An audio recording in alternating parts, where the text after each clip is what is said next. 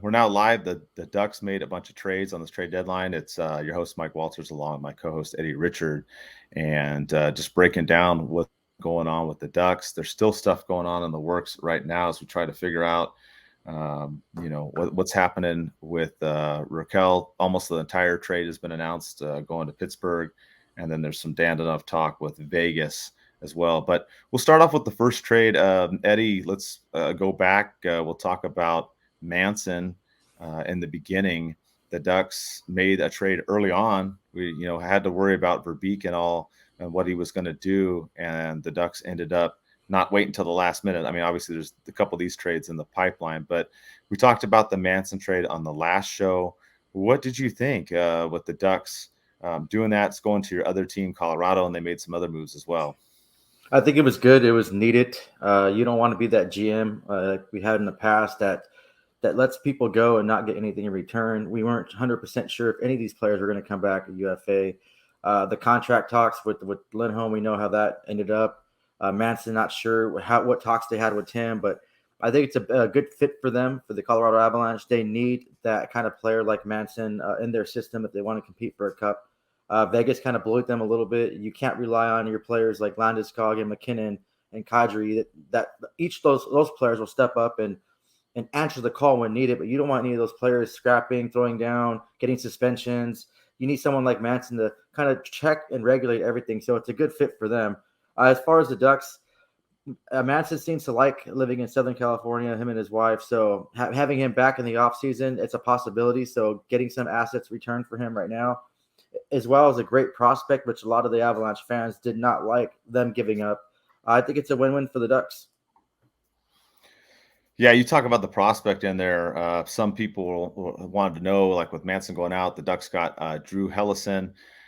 It sounds like the talk is that he could be a future Manson. A young kid, played on the USA World Junior team. You remember they won the gold there with Zegras. Zegras was very happy to have him as well, and the Ducks got a pick out of that too. So that was the 2000. See here, second round pick for 2023. The Ducks got a lot of picks in this trade deadline so far, but that was the first one to kick it off.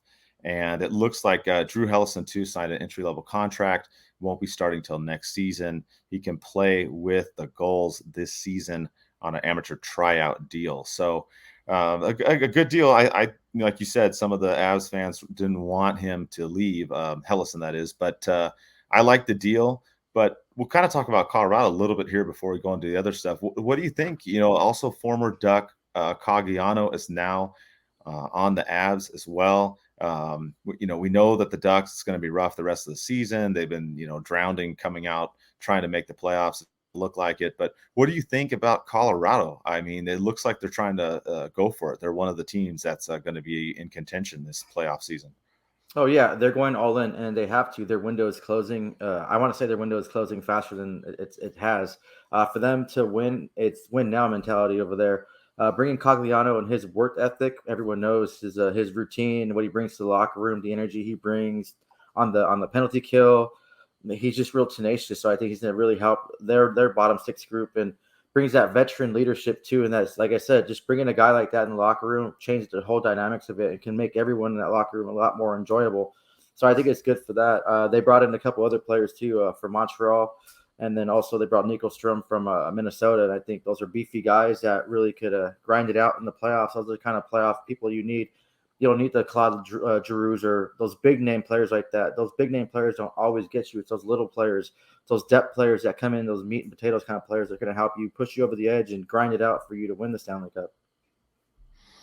Yeah, exactly. I mean, Colorado's definitely a team to watch come this playoff season. And just a little bit on Drew Hellerson. If you didn't know, he's a 20-year-old freshman, defenseman with a good hockey IQ. Skates pretty well, handles the puck, good defensive two-way defenseman and a shutdown guy.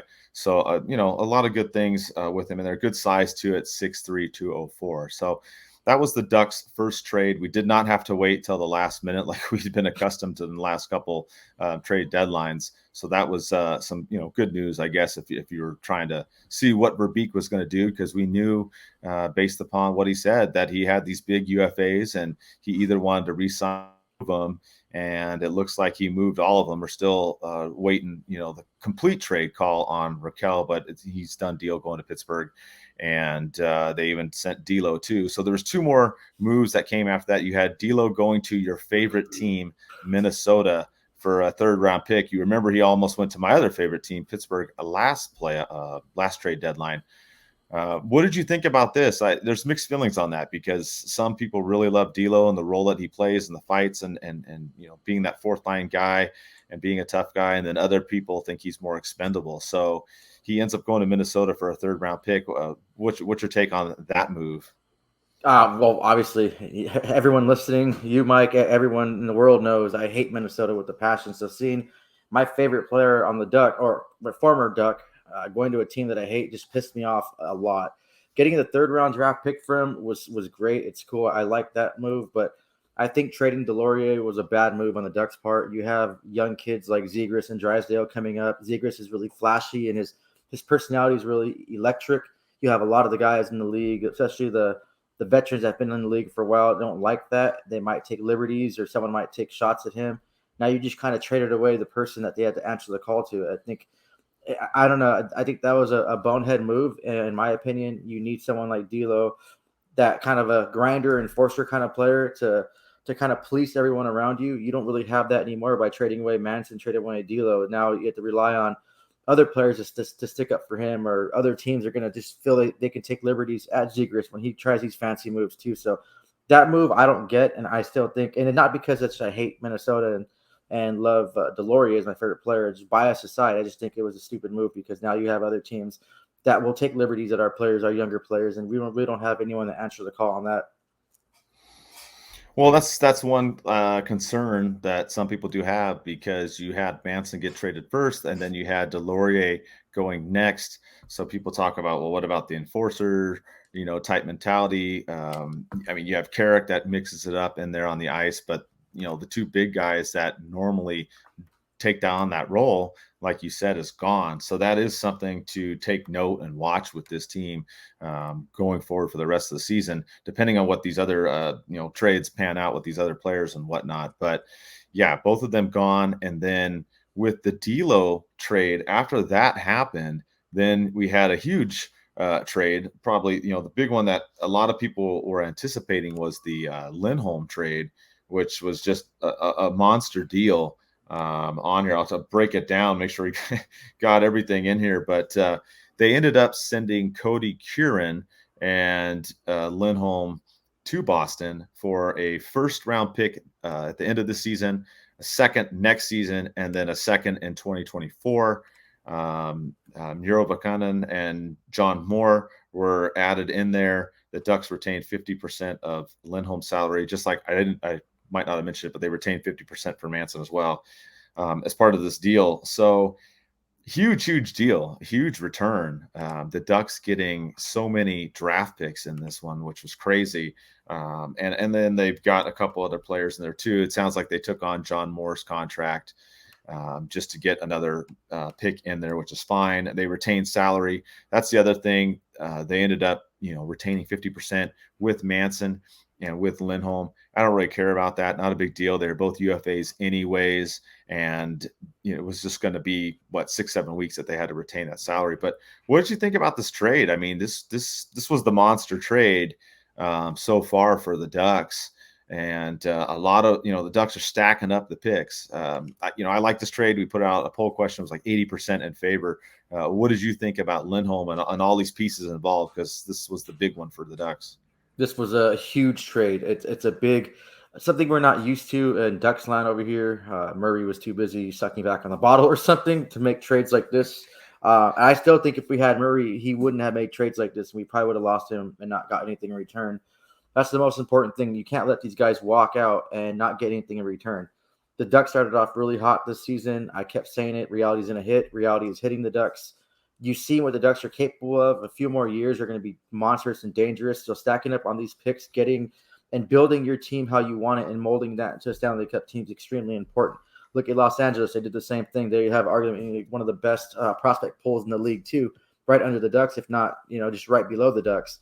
So getting a monster return for Lindholm, And you know what? It worked out for Boston too, because it was rumored that he wanted to test the free agency, and within an hour of getting traded to Boston, he signs an 8-year massive extension over there. So it kind of works out for both teams. I love the return. John Moore, like you said, he's just one of those players added as a salary dump and an extra asset that we can get. No problem at all. We can hold on to him. He can fill in the bottom 6 role since we lost 2 of our defensemen already, and I think it works out. It's going to work out for the Ducks. But the most important thing was not to let him walk and not get anything in return, because that would have been a huge slap in the face for the Ducks. It's really play a downward spiral role in our whole rebuild process. Yeah, and that's the big thing with Verbeek. That was his whole thing. On this trade too, the term was the really big issue, as it was reported all over the place. What did you think about Lindholm signing that deal in Boston for 8 years at $6.5 million? It seemed like some people were okay with that, and some were not. What do you think if the Ducks would have done that and kept Lindholm as a kind of trade and moving all these people around? Would you have been okay with that or not? They also mentioned that I believe it was from Lindholm himself. He was saying that the Ducks offered him more money over a shorter term. We don't know all the details, but maybe it was around that 4 or 5 years, because that was a sticking point. What did you think about that with him taking on and doing that 8-year deal in Boston? You think that would have been obviously it was too much for Verbeek, but do you think it was too much for the Ducks in general? Yeah, I think offering a player like that, when that contract ends, he'll be 36, 37 years old. Obviously, he's going to start declining at around that age, 34, 35. Having to pay a 36, 37-year-old $8 million when you're trying to rebuild a team and trying to bring in better assets, I think it's a little bit too much. I think a 5-year deal would have been fair. I was really surprised that Boston signed him within that hour. I really thought he was going to go and test the free agent market and see what that's all about. It's a unique experience that he's never had in his career, and I think a lot of players would want that in their career. And I definitely think he could have got a lot more money from teams that are going to overpay if he went in the open market.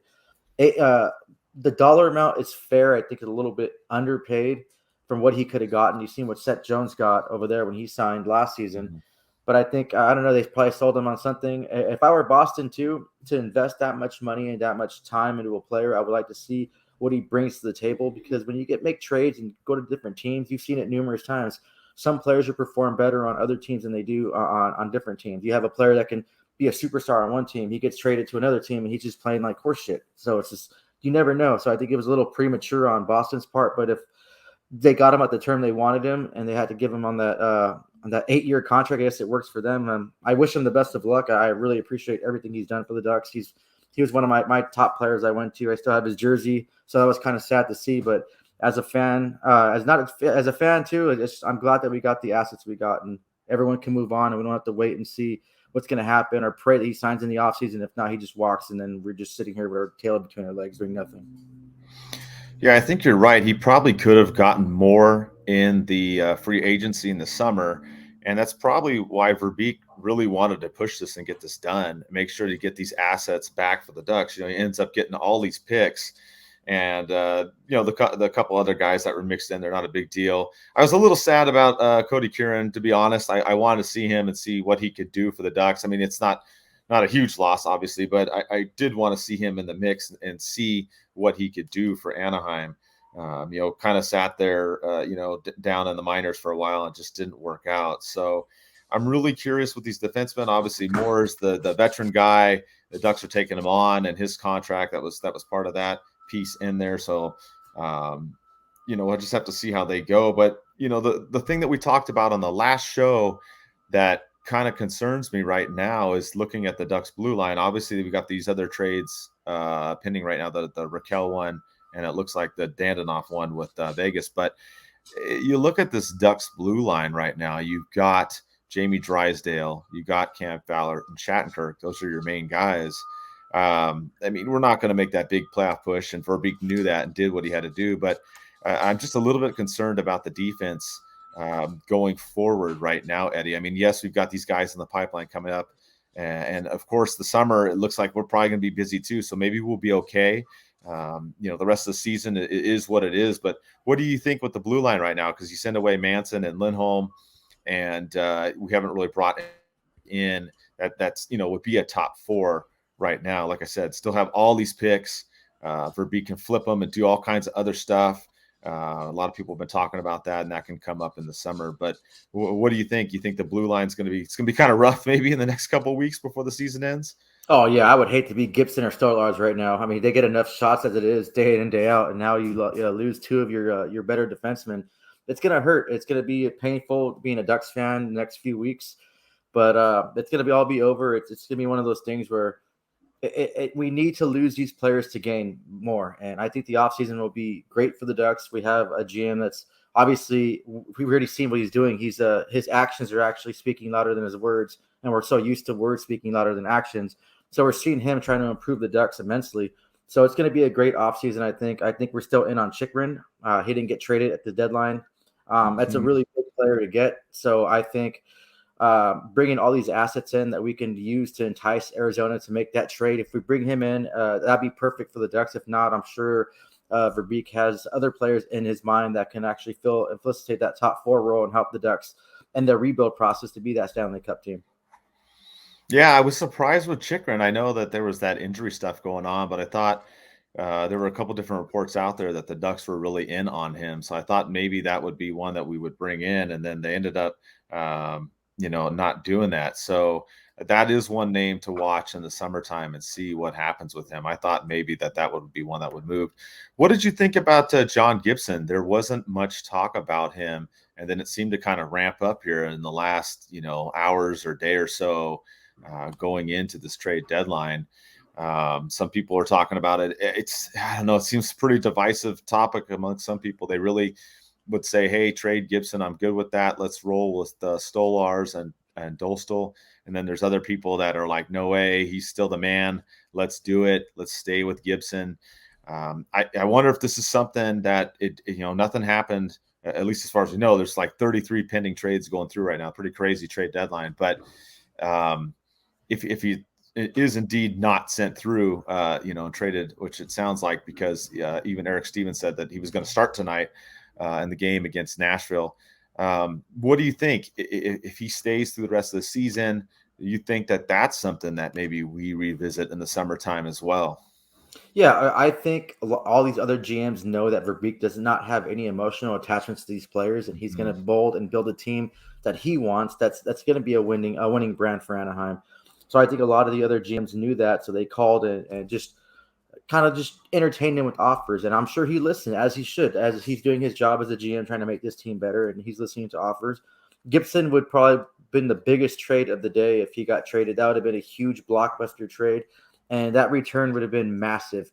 If you want to push your rebuild process even faster, you have to trade a guy like Gibson. I know it sucks. He's an elite goalie, but if you really want to just cut those years of a rebuilding process, you have to make a trade like that to get huge assets back. We talked about Edmonton a lot, how they need help in the goaltending area. So if we can, hypothetically, we got a guy like Drysdale for Gibson, that's a win-win for everybody. But yeah, I think he'll start listening to offers too in the summer. Like I said, he has no emotional attachment to these players, and his mentality is he wants to get back to the winning circle, and he wants to win. He doesn't care at what cost it takes, and that's what a good GM should be: is building a winning product on the ice.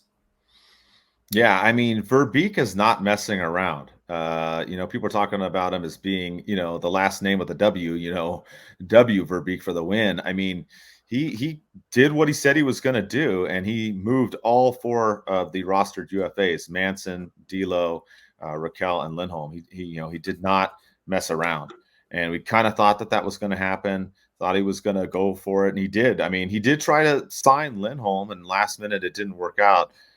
Towards, what was it, Thursday or Friday night, whatever that was, when the deal didn't go through, and then he announced, hey, I'm going to go look around and talk amongst the league, and then everybody ramped up, and then that's when D'Lo and Lindholm were gone on Saturday as well. So I mean, you got to like Verbeek and what he's doing. I mean, he's making hockey trades. He's not doing these minor trades.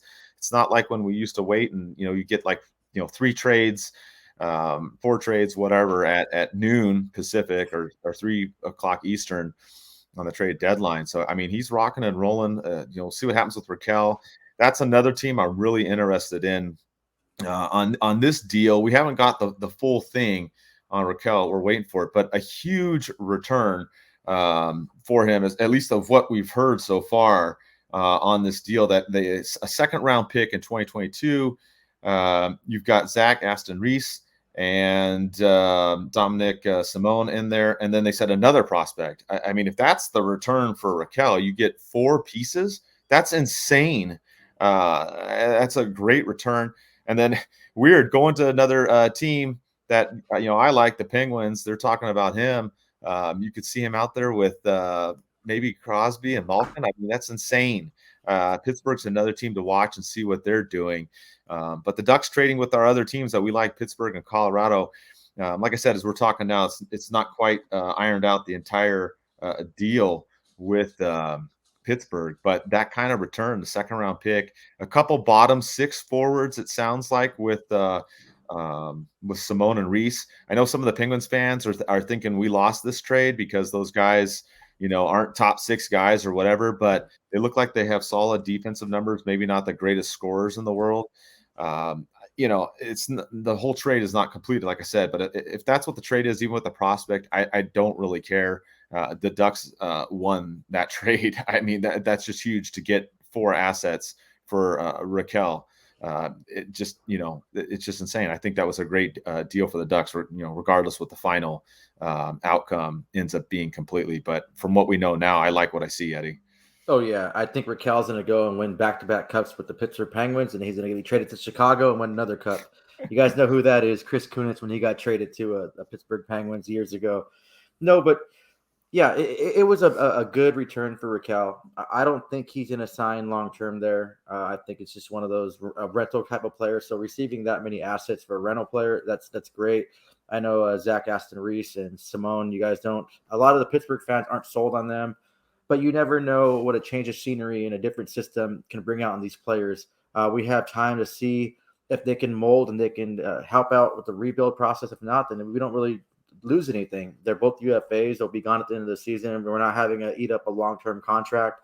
It's kind of a little test period. We get a second-round pick and we get the prospect, which we don't know who the prospect is yet. That's still a great return for a rental player. You can't be mad about that at all. Look at William Carlson. Ducks kind of gave up too early on him. He goes to Columbus. It didn't work out really over there.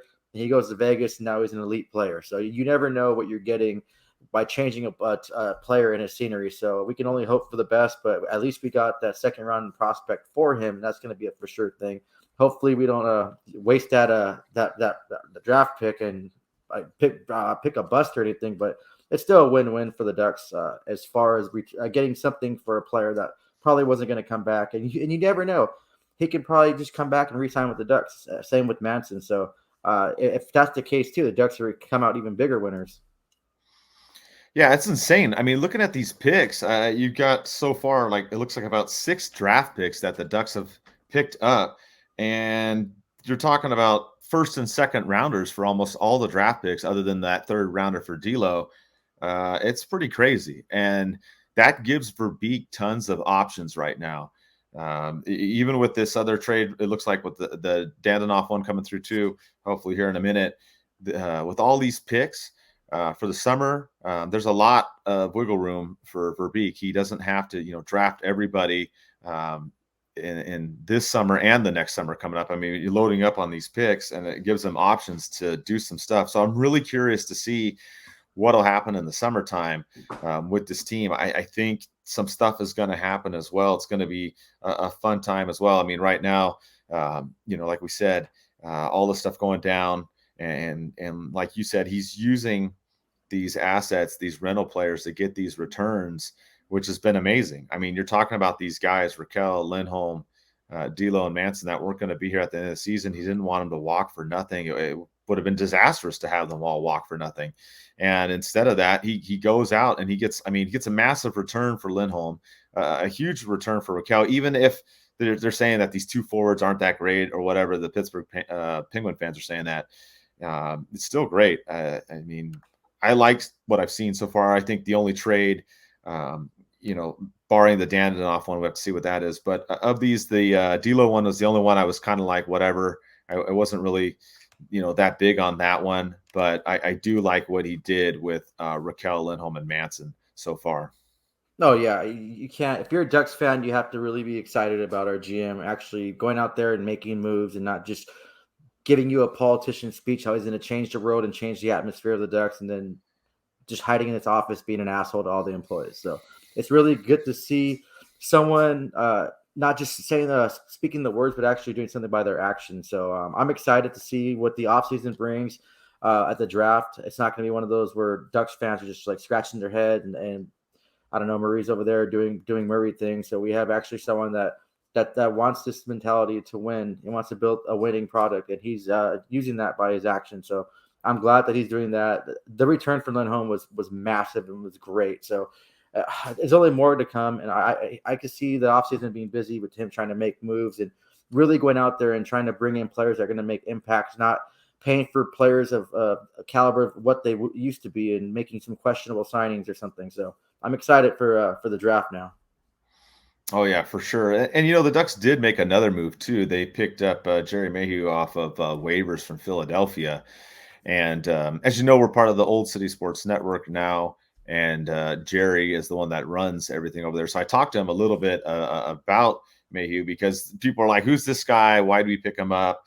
It sounds like this guy is an energy type guy, a bottom six guy.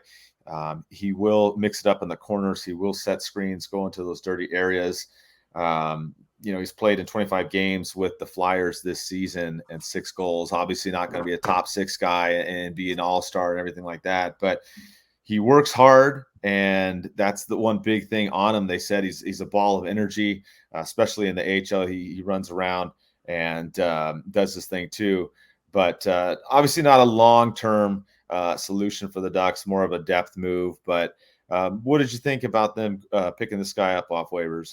I like it. I like getting players off waivers. You're picking up a player for pretty much for free. It doesn't have a huge term on the contract. You get kind of a trial. It's like a date. You go on a few dates. Why? You're kind of like seeing it out, testing out, see how that's gonna work. If it doesn't work, then boom, you move on to the next one. If it doesn't work with this player, we didn't give up anything for him, and I don't know. It's one of those. What I want to say, like trial and error. After 7 days, you just call, cancel, and you get your money back, something like that.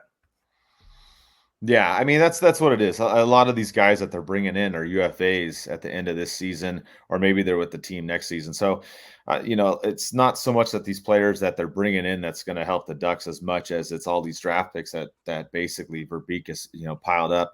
Though some of these forwards could work out. If you're looking at what happened with Raquel, if Simone comes in and he can play decent, or Reese can play decent on the bottom 6 role, maybe you do keep him around for a little bit longer on that. So, overall, I like what I'm seeing in this trade deadline so far. We got a lot of action. None of these guys walked for nothing, which was a big thing. So I'm really happy about that. I'm really curious to see what'll happen in the summertime.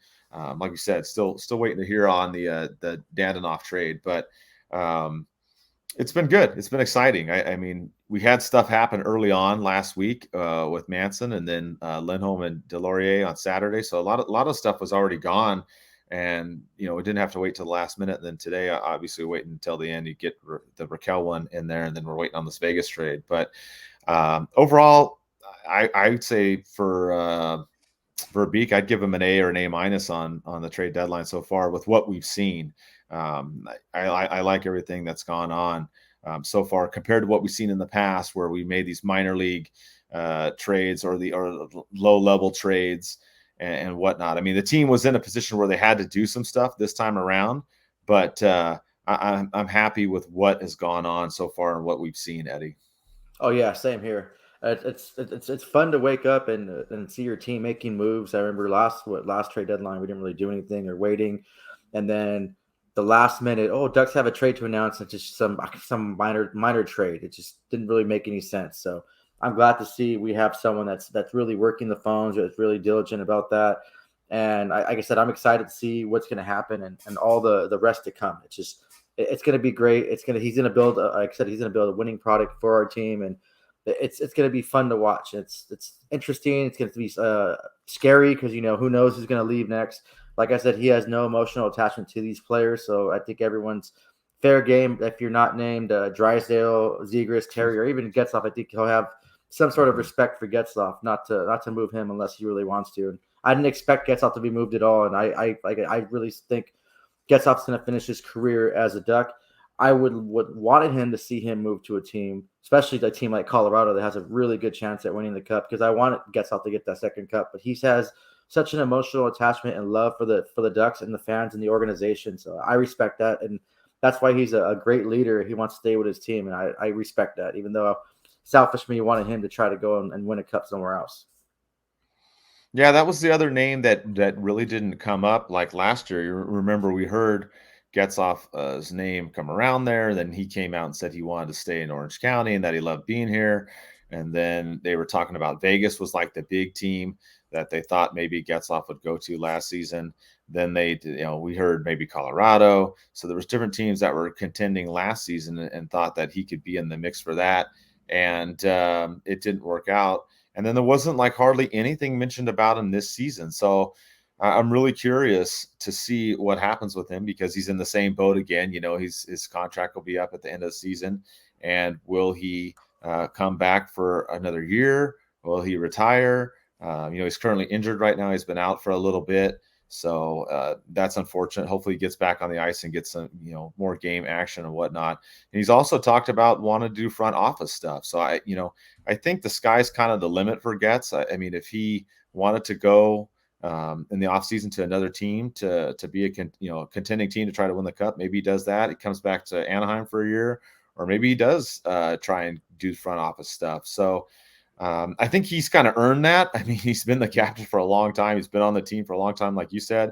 If he wanted to go to a team to go win the Cup, I would not be upset at him at all. I let go for it. I mean, I'd like for him to win it here again, obviously, but I wouldn't be mad if he tried to go to another team, Eddie.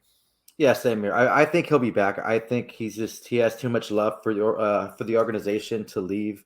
No matter what, I think he loves it here and he wants to be part of the process. I think Zegras is bringing out the little bit of youth he has left inside of him too. I think I see a little few girls' hairs growing in his hair that Zegras came, but I think he's having fun. He's playing some good hockey. He has kind of his best hockey I've seen in a few seasons from him.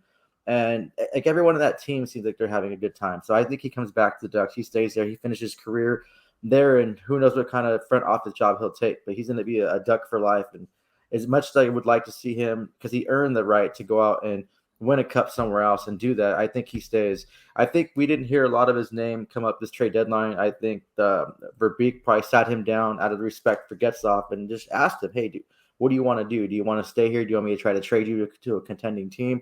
And kind of gave him that choice. And I think Getzloff shut him down real quick, saying, hey, well, you know what? I want to stay with the organization. I want to be part of this.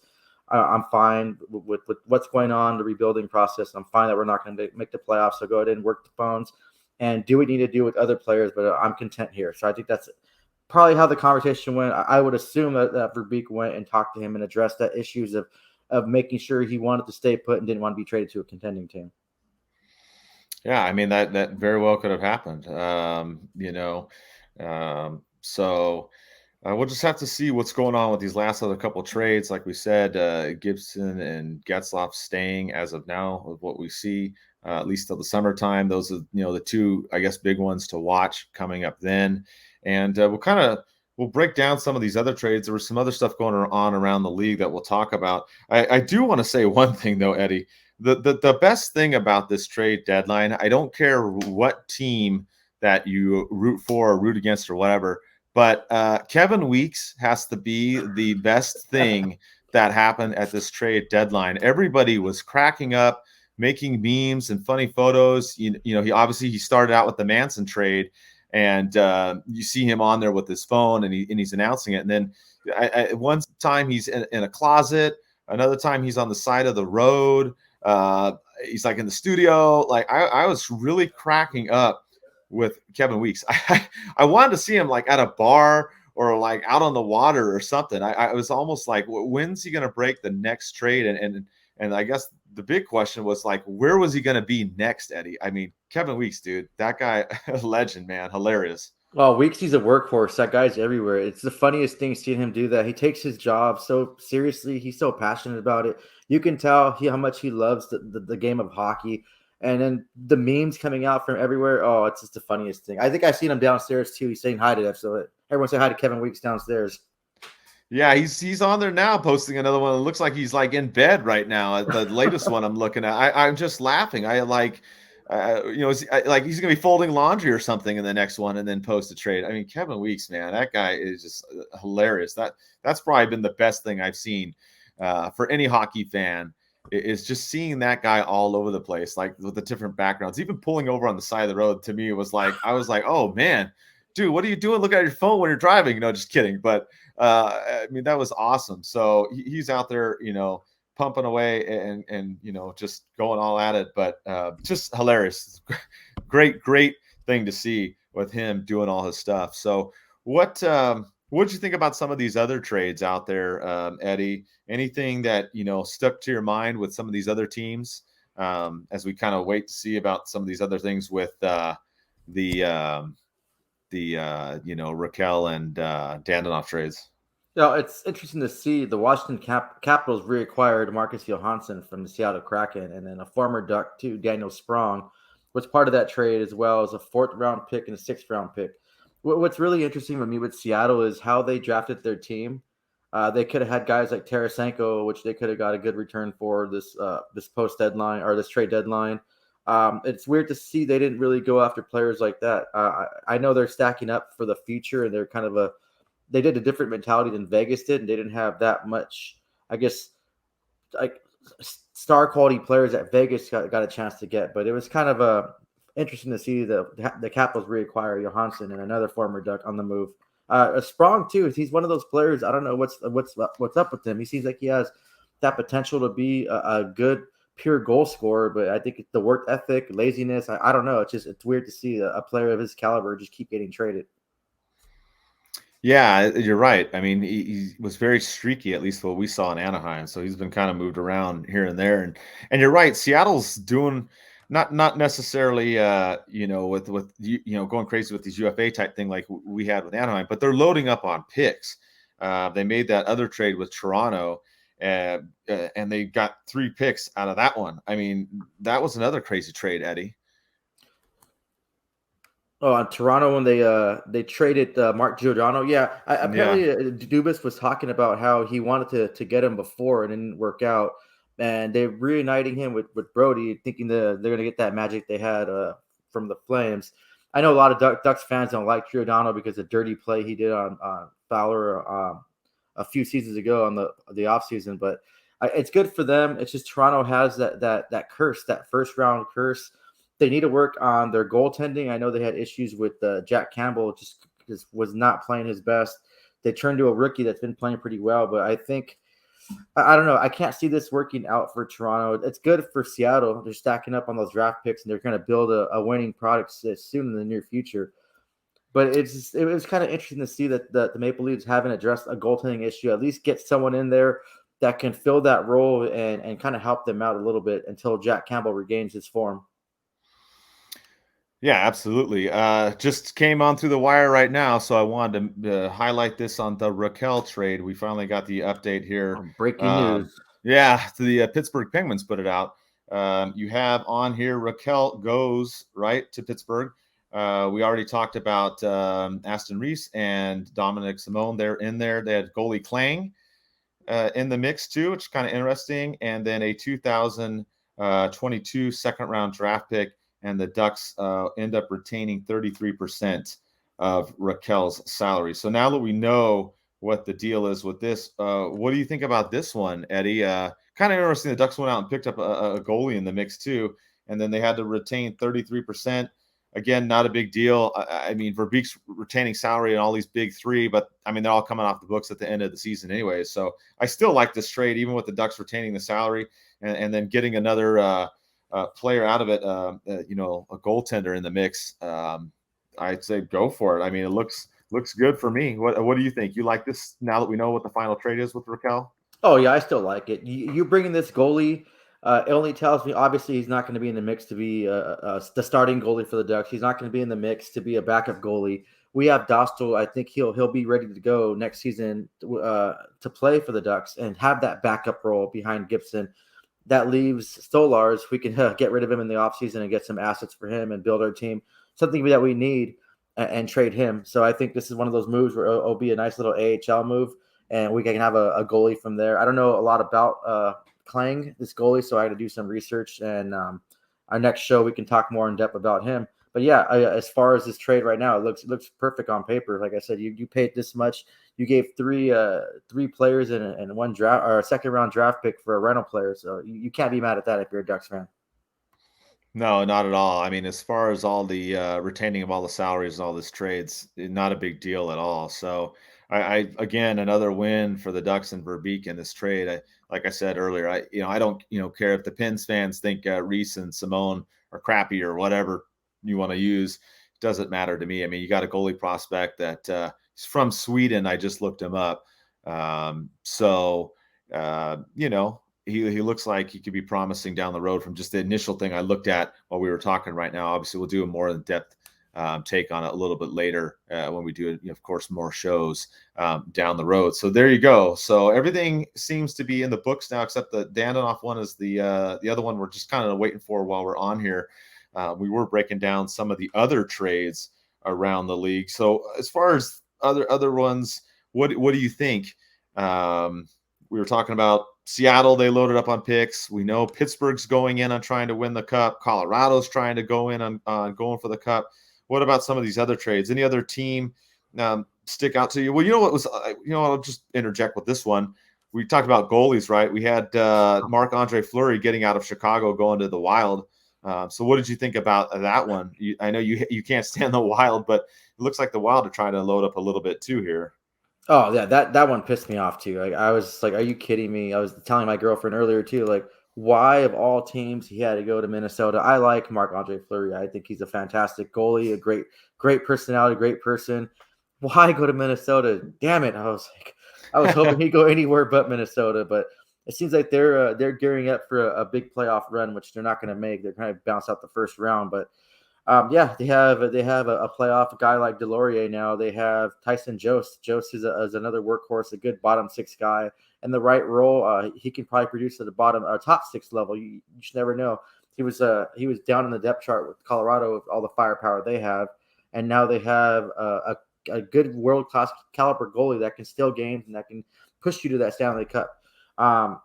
As much as I want to wish the Marc-Andre Fleury and Delorier good luck on winning the cup, there's no way in hell I want to see Minnesota lift the cup. Yeah, I know how you feel, man. You don't want to see Minnesota. I mean, we're going to be watching Pittsburgh and Colorado, obviously, come playoff time for sure. So, but yeah, some different goalie moves out there during this trade deadline. So, interesting to see that. And then, like we said earlier, Gibson's name came up, but he didn't get moved. Any other teams that you want to kind of discuss here as we're kind of doing the league wide stuff? And talking about Florida, I know Claude Giroux was on the Avalanche's list, and a lot of the fans that wanted him to go to the Avalanche thinking he'd be that person that can push him over the edge to win the cup. But like I said before, bringing in a big name superstar player isn't going to guarantee you a cup. You watched a few seasons ago, you saw a powerhouse team like Tampa Bay get bumped out by a nobody Columbus team. They got swept, actually. So that doesn't really mean that you're going to win the cup. I think all the moves the Avalanche made helped them be better, have them more gritty, more of a dangerous physical team. I think moves like that are going to play detrimental, are going to have more, not have detrimental effects to getting that cup. I think Florida's getting all in too. They're going big. They're playing some good hockey over there. So they're going to be a team to watch in the East. Another one I was kind of curious about, Tampa went ahead and got Brandon Hagel from the Chicago Blackhawks. They also got 2 fourth-round picks in 2022, 2024. And then the Blackhawks ended up getting a 2023 first round, 2024 first round, and 2 prospects. This just kind of like, these picks are top 10 protected, but Tampa Bay, it has a powerhouse team. They have arguably the best goalie in the league besides Gibson. I think Vasilevsky and Gibson are kind of like tied for being the top goalies in the league consistently too, even though one goalie, Vasilevsky, plays for a better team than Gibson does. So it was weird for me to see them give up 2 first-round picks, even though they're going to be bottom first-round picks, probably going to be 28, 29, 30 overall. But I don't know. Like Hagel hasn't really proved himself to be worth that much. That was kind of interesting to see Tampa Bay give up that much for him.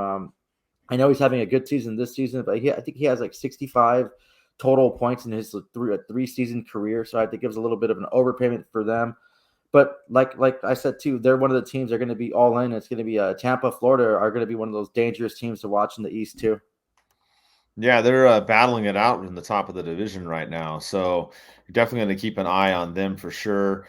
You got the Hurricanes and Rangers battling it out. You know, we thought Raquel might have gone to New York. That was another team a lot of people talked about. They talked about also, you know, Boston's in the mix. That was another team that they thought about for Raquel too. I kind of was wondering if Raquel would go to Boston, just because Lindholm went there. They're best buds. They both have the same agent. So I was really curious to see if that would work out. Instead, he goes to Pittsburgh. You know, I mean, I'm happy with that because I like Pittsburgh. It's my other team, but I was really curious about that to see if something would happen. But you're right. It's going to be Tampa Bay and Florida. They could be battling it out in the same state there. You got Toronto's obviously in the mix as well, and the Bruins. And then you've got the Hurricanes, Rangers, Penguins, and Capitals battling it out in the other division. So a lot of good hockey that'll be coming up in the East. In the West, you've got your Avs that are just running away with the Central Division. They're just killing it right now, so far ahead of the Blues. And then you've got the Blues, Wild, and Predators pretty much locking those spots up. Dallas may be on the outside trying to fight it out. And then in the Pacific, things have got kind of crazy. You have the Flames. They're trying to pull away now. The Kings, Oilers in the mix. Golden Knights have been kind of falling down a little bit.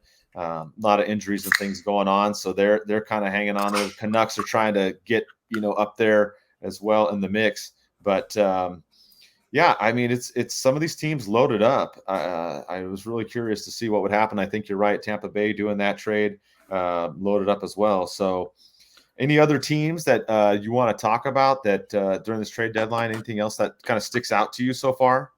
Yeah, I'm really kind of surprised that LA didn't do much. LA is on that cusp of making the playoffs. They have Peterson and Quick in net. I'm not sure.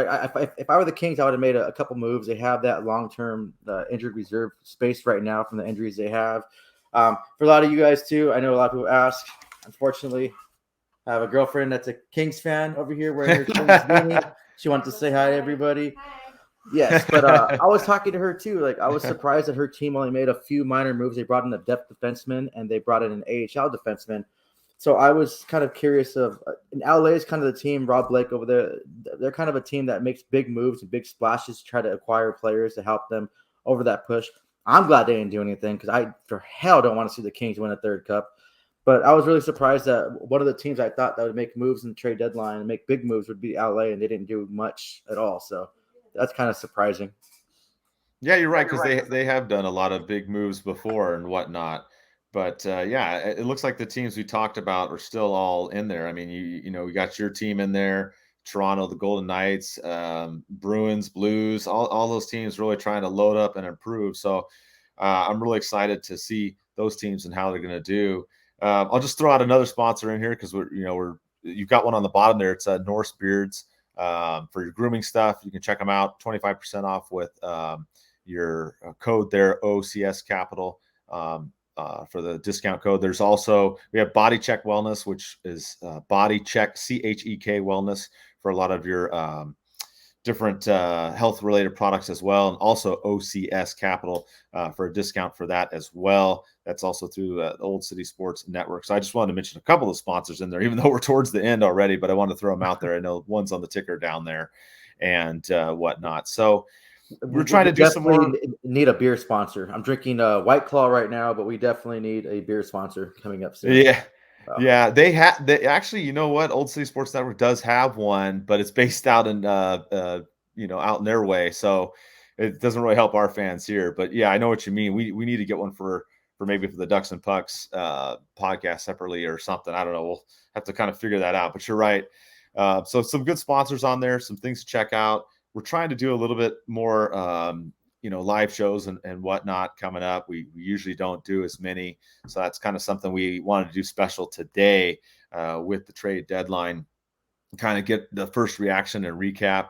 If you are listening to this now, it's still going to be on a regular pod, different companies and whatnot, but we're doing it live and doing it video. If you didn't see the video, it's not a big deal, but we got Eddie and I talking on here. We've got the Honda Center inside and outside as our background with our logo, and we wanted to do that and get people on here to interact and discuss what's going on the trade deadline and how the Ducks look. So I don't really have much more. I mean, we're still kind of waiting on that Dandanoff one. What's going on with that one in Vegas, Eddie? I guess we'll kind of talk about that for a little bit. We don't know exactly what's going to happen, but Dandanoff, I've heard mixed things too. He had 15 goals so far with the Golden Knights this year, but my buddy Ken at Sinbad Vegas is like, don't bank on it. He's not one to be excited about, especially because his contract carries that $5 million cap hit. So I'm really curious to see what's going to happen in that, how that's going to work out for the Ducks, if they're going to,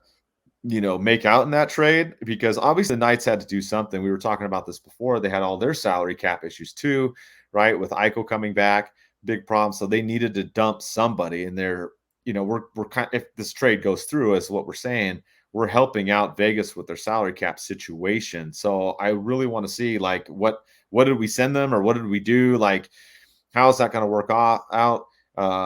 I don't think Danoff's that horrible, but my buddy Ken is kind of down on him, and he watches all the games. He's there. He doesn't think he's that great of a benefit to Anaheim. But I mean, if he can come in and even play a decent top 9 role, that's all right. But yeah, the $5 million price tag isn't fun. But if you can use that to leverage it and get some stuff for the team, then why not? Because we talked about this before the trade deadline. The Ducks cap space is going to be ridiculously huge come this summertime. I mean, there's some things they got to do. There's still some people they got to sign and figure out. So if they take on Dandanoff and they're able to get a decent return, that might be another win. I mean, so far it's been all W's with Verbeek, outside of the Deloria one. That one, you and I are both kind of like, yeah, that one was kind of so-so. But all these other, the big UFAs have all been wins. So maybe he leveraged some of the cap space and got something out of this trade. I mean, I know it's not been finalized yet as we talk, but I'm really curious to see what the return is on that. And if Dandanoff can do something for us this season and next season, then maybe it won't be so bad, even though, his contract isn't the greatest. Yeah, well, yeah, he only has 15 goals, but Raquel only has 16 goals too. I know the age difference is there. Raquel most likely would have left and walked through free agency. We wouldn't have got anything for him. Like I said before, I'll say it again. You don't know what you have until you change the player and get him on the scene, or you don't know what's going on, what locker room issues with other players, or if it just doesn't feel it anymore. Like any other sport you guys ever played sports in your life, there's been teams that you've been on where you just didn't perform your best because you didn't like being on the team, or the system wasn't right, or you bumped heads with the coach, or something that you did wrong. It would just, the broken window theory. You didn't fix the problem you had right there, and it got worse, and you just kind of just checked out of where you are. So you can't really write a guy off like that. So just, yeah, don't expect anything from it. Just, prepare for the worst, hope for the best kind of thing. But a player that's almost scored 30 goals with Florida, 28 goals, 25 goals.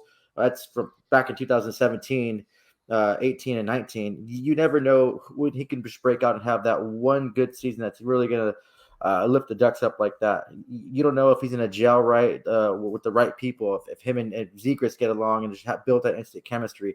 You never know. Regardless of that, if he just comes out and plays completely like shit when he comes to Anaheim, I trust Verbeek that he's going to get some kind of good return and get some kind of assets for taking over this $5 million this cap. We have to remember too, next season Kessler's his stuff comes off our books too. So it's just, we have that cap space right now to play with. So why not take assets and be that team to kind of just get that salary dumped on us and get those draft picks, those prospects, just like Arizona's doing, and ride with that. Yeah, I mean, you make a good point. And yeah, I'm with you as far as with Verbeek. If something goes wrong, if Dandanoff doesn't pan out the rest of the season and next year and it doesn't work out, I mean, I trust Verbeek. I mean, in Verbeek we trust. I mean, he's been I mean, the one thing that's refreshing about him is what he says. You know, he doesn't always tip his hand, which is what every GM. They're not going to tell you everything that they do, but he's been upfront with the stuff that he's talked about. He said, "Listen, I'm trying to sign Lindholm." And he did. He put a deal out there. We don't know the specifics. We learned a little bit of it from Lindholm, but he tried to make a deal. He tried to make it work. He wanted a shorter term on it. It ended up not working, but he did what he said. And then the other guys that he did, he was either going to sign them or trade them, and he did that. All the rostered UFAs, he did end up trading. So those 4 were gone. Like we said, you and I are happy about 3 out of 4. The D'Lo one, not a big deal, but we're happy that the way things worked out, and I think that's refreshing. I think that's a thing that we've kind of sorely missed with Murray. It seemed like he was forever on trying to do the rebuild, and we couldn't get it going. And then finally, beginning of the season, he announced it, and it was like, yeah, man, like we've been in the rebuild. Like the Ducks fans aren't dumb; they know what's going on. They're smart. They knew that that's what we were doing.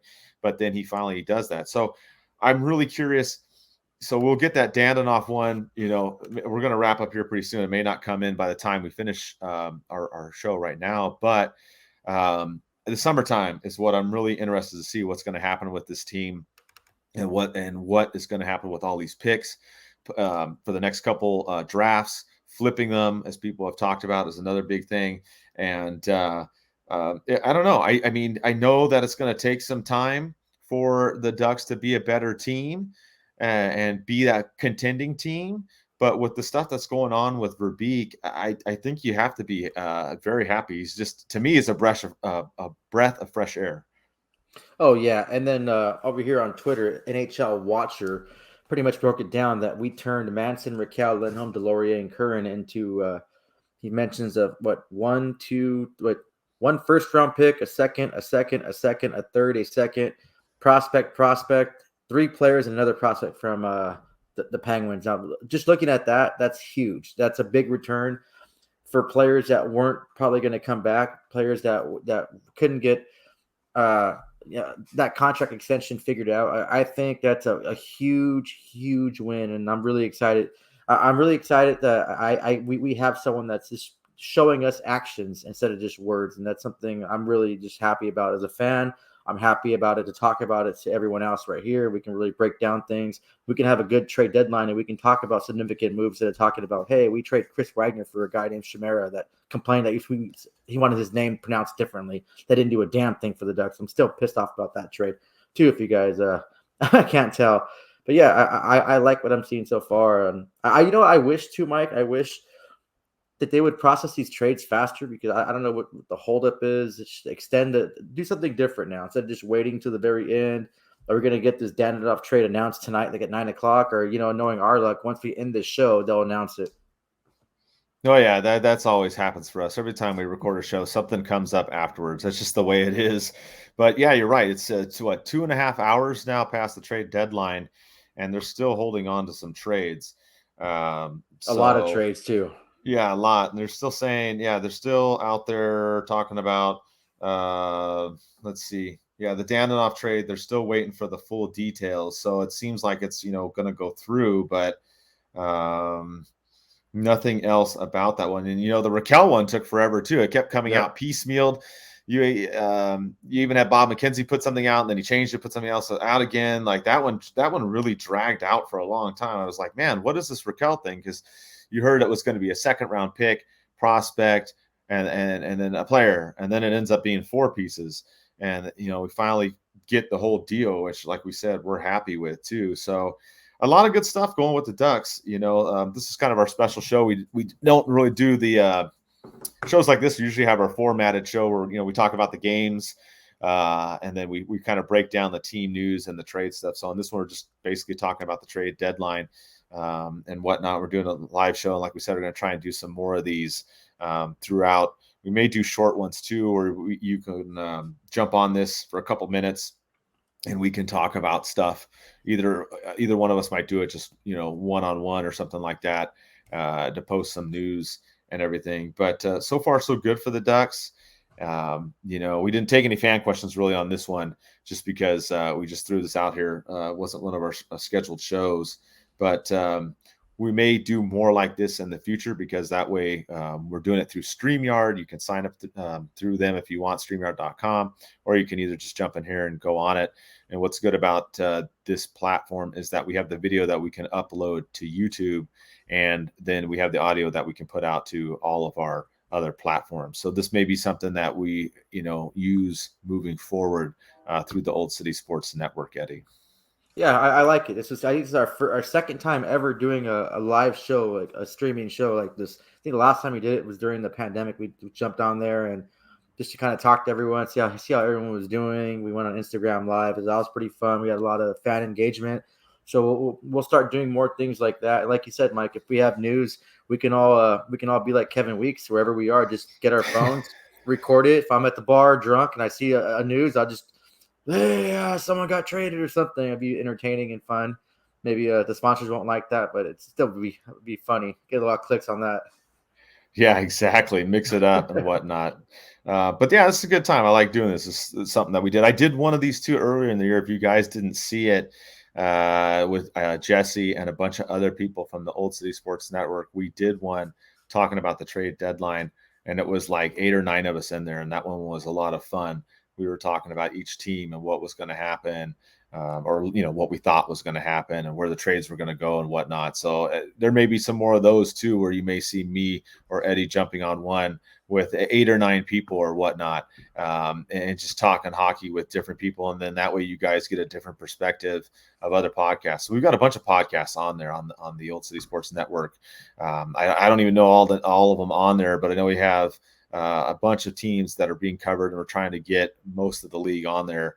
A lot of good people on there that we've been talking to, reposting their podcasts. They were posting ours as well. So just kind of growing the network, making a lot more friends, people that want to promote the sport of hockey, promote their teams, promote making friends and fans, being positive, and just talking hockey, and that's what we like to do. So I don't really have too much more on my end, Eddie. I mean, we probably wrap it up here. I don't know if you have anything else left that you want to talk about as we end up closing this out here pretty soon. No, I think you said it best. This is a good way to network, to make friends, and we have that same thing in common, that we love the game of hockey, we love the sport, and being able to talk about it with people like us that know knowledge of their sports, that can teach us more about their teams.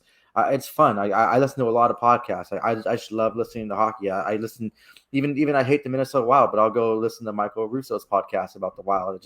I love learning. I love having useless stats in my head and just to talk about it. And I love like-minded people and having a good, nice conversation with fans and with people. Mike, I met you because of the sport of hockey and our love for the Ducks, and we just hit it off and became like brothers. Like, you're my best friend, and I'm if it wasn't for the sport of hockey, I wouldn't have met you. I wouldn't have met the people I play with. I wouldn't have the experience that I had, the drinking in the parking lot. I wouldn't have met my girlfriend. So it's like the game of hockey and how it ties into kind of the way of life. I can't thank the sport. I can't thank my dad enough for forcing me to play hockey and kind of making me fall in love with the sport of hockey.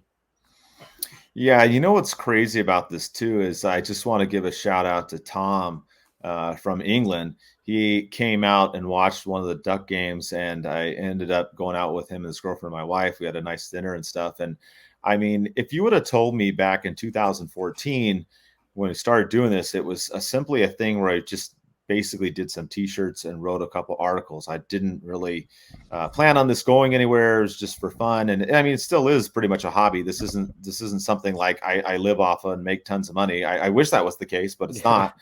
It's just something that we do for fun and have a good time with in our free time, because Eddie and I are both crazy busy. We always talk about trying to get together and do shows, and we've both got a lot going on in our lives, but when we're able to get together and do this, is great. But like I said, I want to give a shout out to Tom. Met him, he came out, and it's crazy when you're able to talk about the sport, and then US and Canada, you're going to get people that follow this and listen and you engage with. You're going to get some people from European countries like Sweden, obviously, and whatnot. But when you start getting people that have been contacted from Scotland, Ireland, England, the UK, There's people from Japan that listen to the show. I mean, there's people from Australia. I mean, it's just crazy. To think back then that you'd be talking to people internationally about this when it started out as just like some little t-shirt thing, which we don't really do as much anymore. We pretty much just write the articles, do the podcast, and whatnot. Because every time we do a shirt, somebody gets traded, so it doesn't always work out. But we still have our hats and stuff like that. You can still check those out as well, and whatnot. So I mean, hopefully you get some good feedback from this, and we'll do more of these. We usually do the weekly show just the audio only. I don't know. We may change it to this. Depending on Eddie and I get on a better schedule. Things are kind of crazy right now through the rest of the season, but maybe, in summertime we'll do a couple as we always do, but maybe we'll get more on a regular type schedule and see how it goes. But also to your comment, Eddie, too. Yeah. I mean, you and I met, big thing for you is, being a veteran and your status with that. For people that don't know, my entire family is veterans. My dad fought in Vietnam, and 3 out of 4 of my grandparents fought in World War II. So you and I, we had the hockey thing, but we also had that military thing too. I did not serve, just make that clear, but I come from a family of people that have served through a lot of different generations of wars, and utmost respect. And I've worked with veterans at my job in different capacities. So I think that's kind of why you and I hit it off. It's one big thing. Amongst other things that we have in common too, though. But yeah. Yeah, exactly. I mean, there's other stuff too that like you talked about, but that was one big thing, I think, and it just kind of gelled. That's what I've heard from a lot of people. They enjoy the show. I got more comments from other people that they like how we feed off of each other, have good energy and whatnot. So I appreciate that too. Thank you everybody that are listening. Like I said, we'll probably try and do some more stuff on StreamYard. We'll post up things and whatnot, and I'll give it to you, Eddie, if there's any last words you want to say as we close out. No, just thank you for us being part of this network. Thank you for all the fans that come in, listen in. Every time I'm at games, the fans flag me down. I'm at different arenas. The fans are flagging me down. Kings and Avs game, I'm getting flagged down. So I really appreciate the love and the support that everyone gives us, and all your positive comments, and how everyone just likes to interact and engage with the hockey talks with us. I love it. All the DMs and messages, you writing Ducks and Pucks. It's just, it's really cool. Sometimes I get stressed out in my normal everyday life, but then it's sitting there shooting the shit, talking hockey. It just kind of brings me out of my whole reality and puts me in a little fantasy zone for a little bit just to talk hockey. So I do appreciate that. So thank you everyone for that. Yeah, and thank you for tuning in. If you're watching it live, if not, enjoy it on the platforms. We'll put it out there as well. So with that, let's go Ducks.